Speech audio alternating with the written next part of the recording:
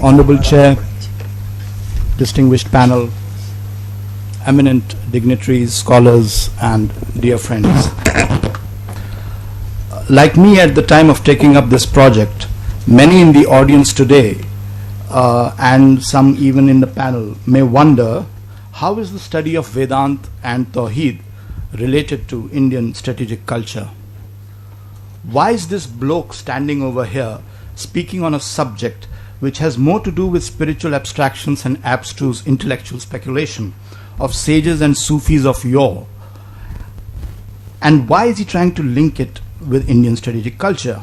Well, in my defense, I shall only speak this much, that perhaps there is no subject more relevant for today's discussion and deliberations than the study of Vedanta and Tawheed. The title of today's seminar is Exploring the Roots of Indian Strategic Culture. To my mind, questions may rightfully be raised on whether the Arthashastra and Niti Sara lie at the root of Indian strategic culture. Though ancient, these treatises are the beautiful fruits, if not offshoots, of Indian strategic thought and culture, which germinated and developed centuries before these texts came into existence. We are exploring here the roots, aren't we? The ideas, the impulses, the drivers, approaches, compulsions, and outlook. And central to all of that lies the primordial Vedanta philosophy, which at later stages finds intellectual consonance in religious traditions of Buddhism, Sufi Islam, Sikhism, and in the 19th and 20th century socio-religious and nationalist revivalism of luminaries like Ram Mohan Roy, Vivekanand, Aurobindo, Tilak, and Gandhi.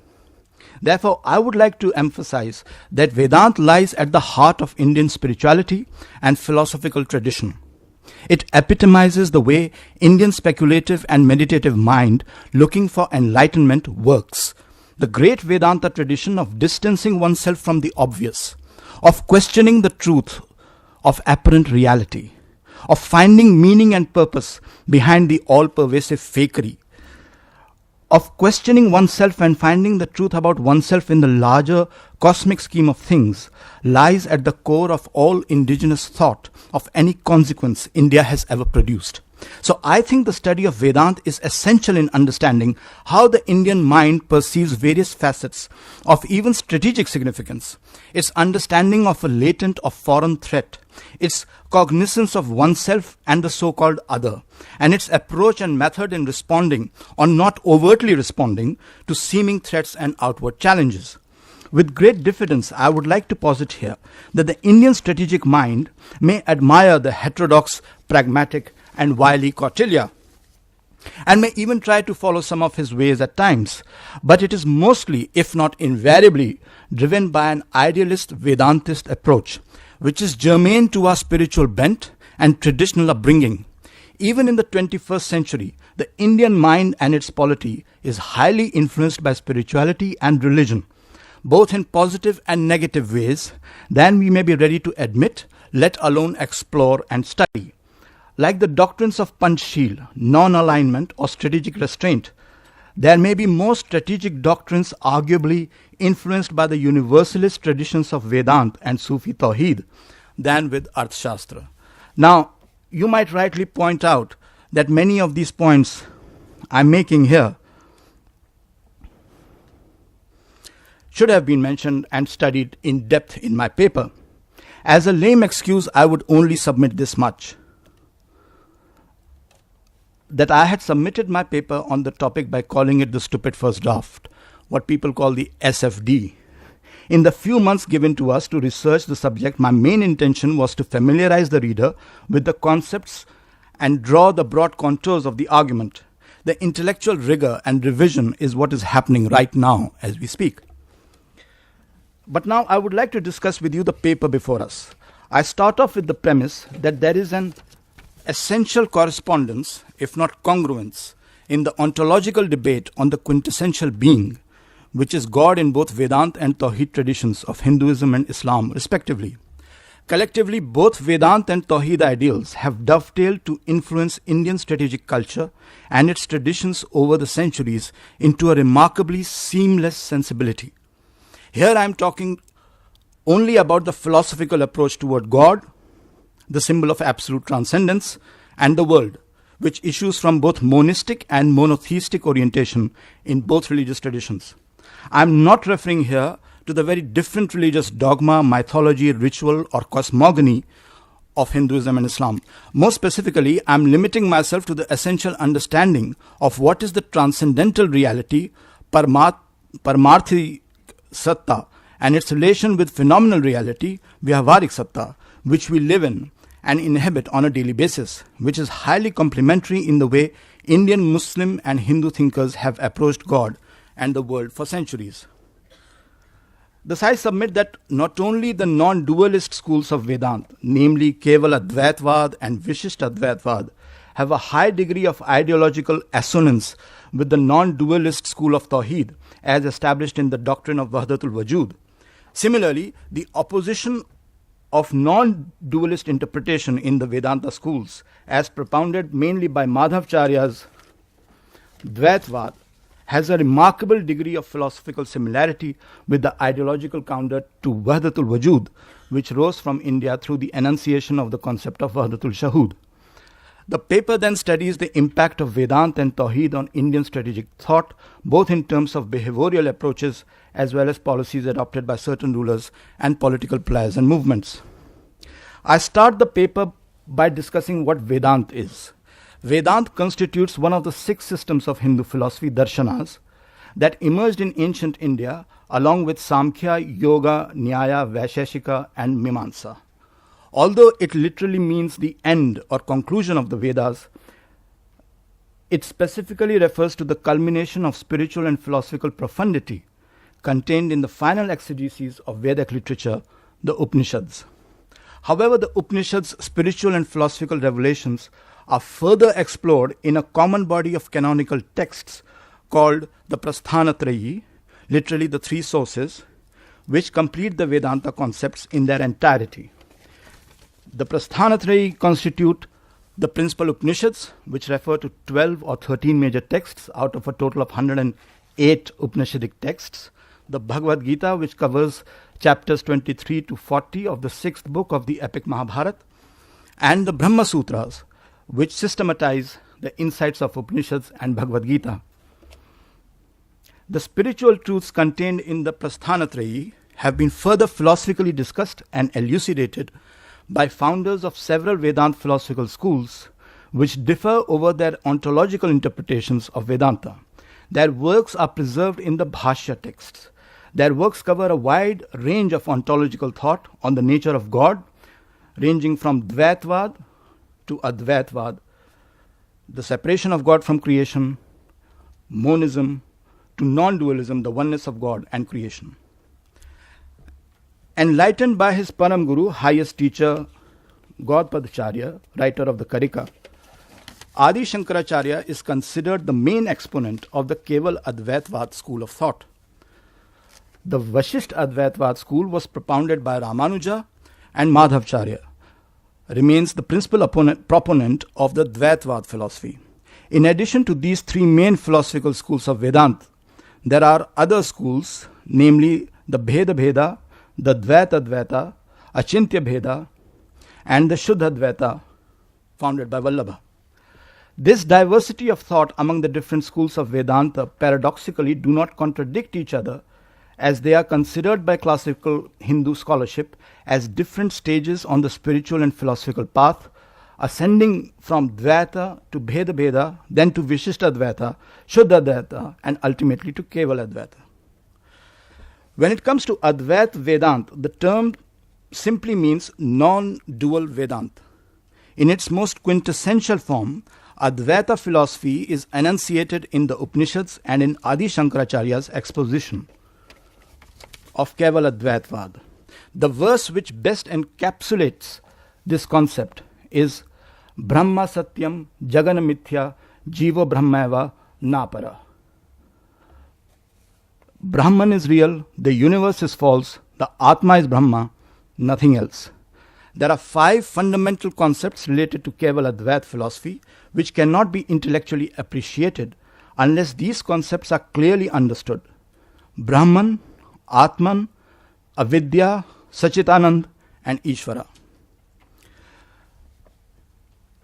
In its essence, Advaita philosophy posits the existence of only one transcendental reality, other than which there is no second reality at all.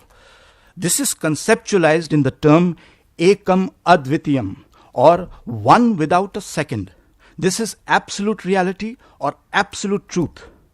And this absolute reality is non-dual and brooks no plurality. The name given to this absolute non-dual reality is Brahman, which is not just all-encompassing, it is all that is. According to Advaitavad, there is no duality in the absolute reality, either within it or outside of it. There is also nothing other than it and is same in it. Thus, the nature of this one indivisible, non-dual reality is expounded as homogeneous. Sarvam khalva idam Brahman. There is no plurality or multiplicity in this strictly singular existence of reality. Neha nanasti kinchana. There exists no manyness here. He who sees manyness goes from death to death. This non-dualist Brahman is Nirakar, without form, Nirgun, without time, space and five senses, and Nirvishesh, without characteristics that may distinguish it. The second important concept to understand is the concept of Atma, after Brahman. It refers to the inner self or soul of every individual being. As the Advaita school does not accept any duality, this individual soul is not separate from other individual souls, nor from unlimited cosmic soul.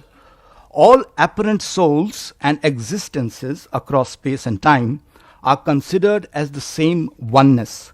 According to Advaitavad, to achieve liberation or moksha, a human being must acquire self-knowledge, Atma-gyan, that the person's inner self, his Atma, is identical with the transcendent Brahman, which is the oversoul.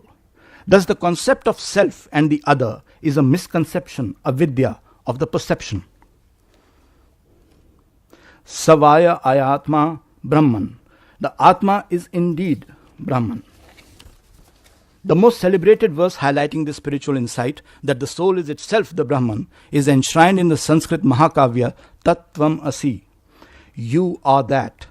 The meaning of the above phrase is that one does not need to find Brahman outside of oneself, because the quintessential self in and of itself is Brahman. You are that.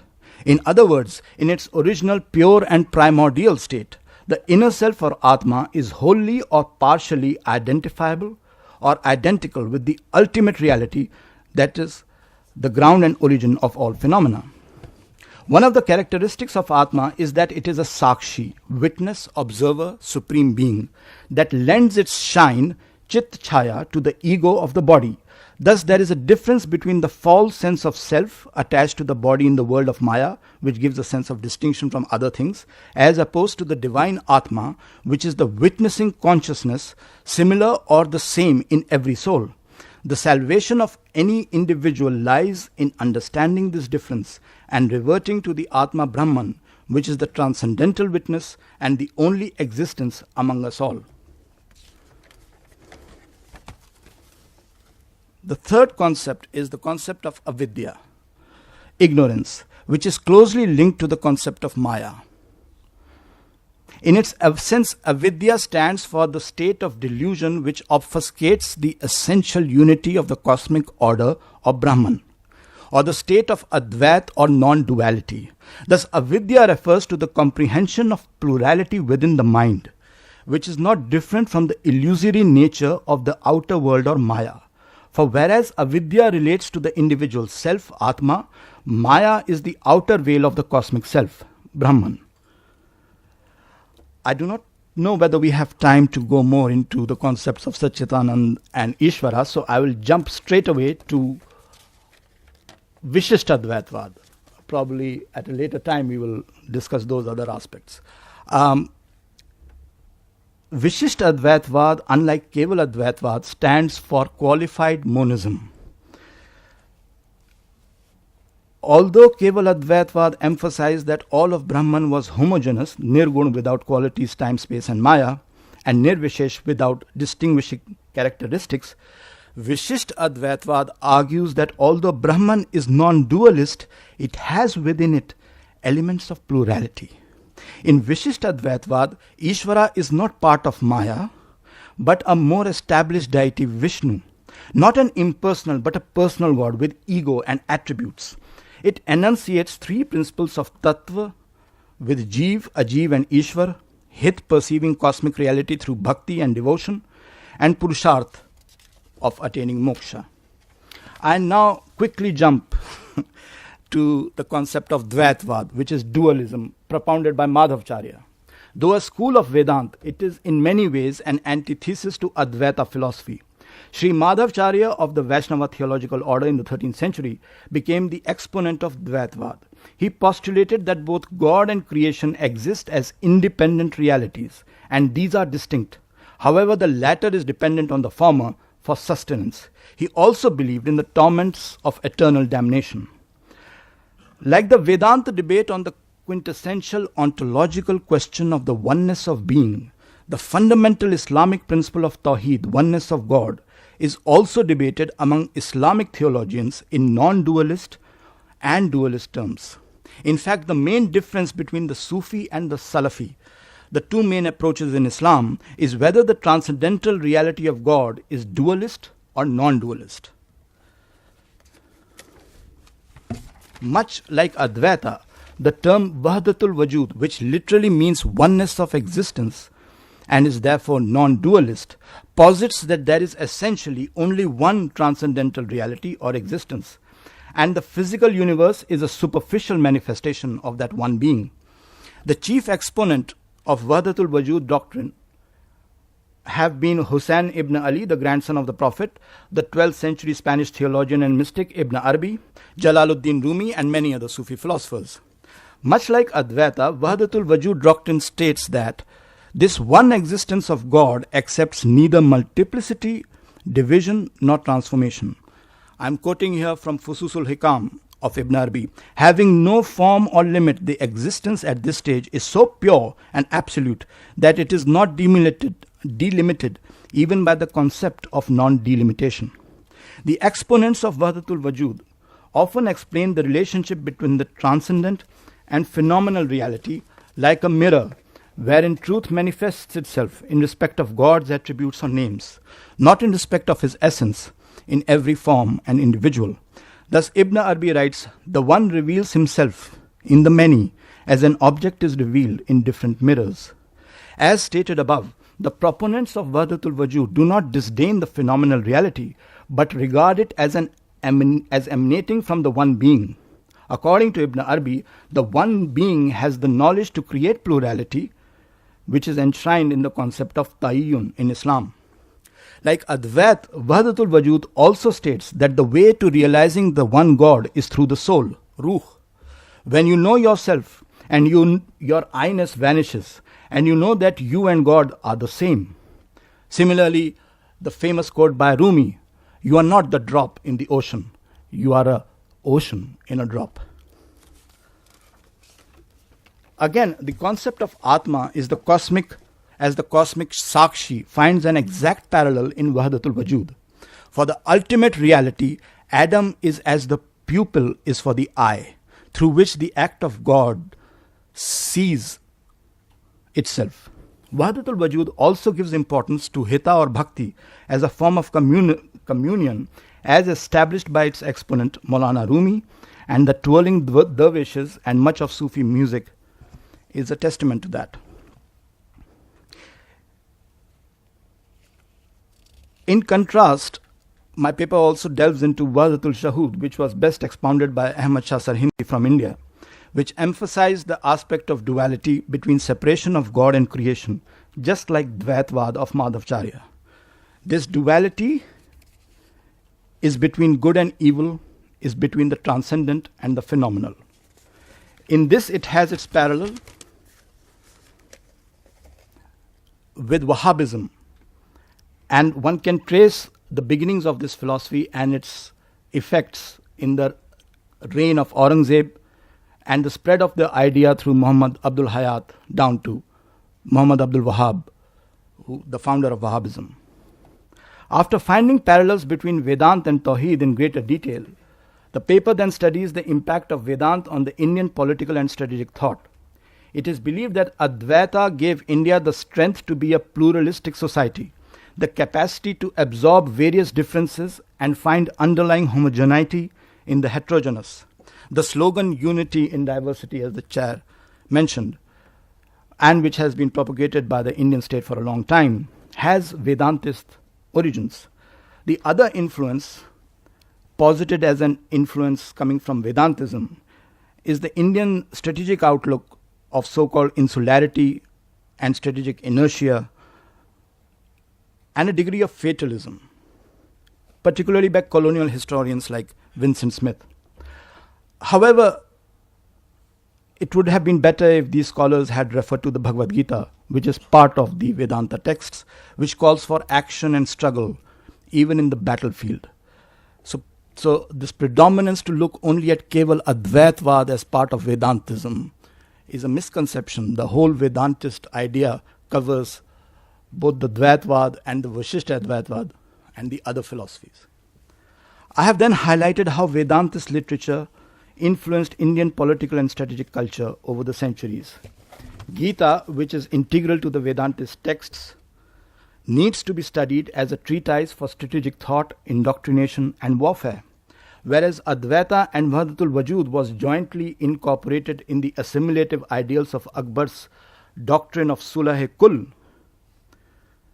which he learned from Hindu saints and Muslim Sufis. Jahangir believed that there is no difference between Islam and Hinduism and worked at creating a syncretic society and polity. Dara Shikoh, as the Honorable Chair mentioned, wrote Majmal Bahrain, the meeting of the two oceans, positing the oneness of Vedanta and Tawheed ideals. Conversely, Aurangzeb was a follower of the dualist Wahdatul Shahud stream of thinking, also emanating from India, which, like Dvaitvad as a response to Advaitvad, was developed as a counter to Wahdatul Wajud. Again, more than any other text, not even the Arthashastra, the Puranas, the Shastra or Ramayana, it is Vedanta texts that inspired Hindu socio-cultural revivalism under Ram Mohan Roy, Dayanand Saraswati, Aurobindo Ghosh, Vivekananda, etc., that later on translated into the successful struggle against colonialism under Tilak, Gandhi and Nehru. Therefore, I would humbly submit that it is Vedanta which has had a more profound influence on Indian political and strategic thought and history, and whose impact needs to be acknowledged, studied, and explored in greater depth while surveying the roots of Indian strategic culture. Thank you very much.